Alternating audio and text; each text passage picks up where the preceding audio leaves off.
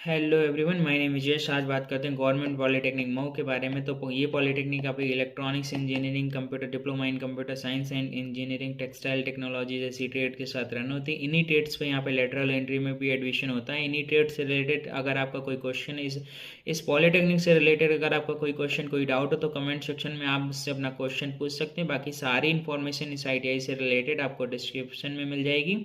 और आपका जो भी डाउट होगा वो आप कमेंट सेक्शन में मुझसे पूछ सकते हैं। इन्हीं ट्रेड से रिलेटेड आपको जो सेमेस्टर वाइज क्लासेस एडमिशन हो जाने के बाद जो first second third fourth fifth six semester जो होंगे वो आपकी उन सभी की क्लासेस आपको हमारे इसी चैनल के कोर्स सेक्शन में मिल जाएगी। तो आप उसको फ्री ऑफ कॉस्ट एक्सेस कर सकते हैं with practicals, e books, material and all that.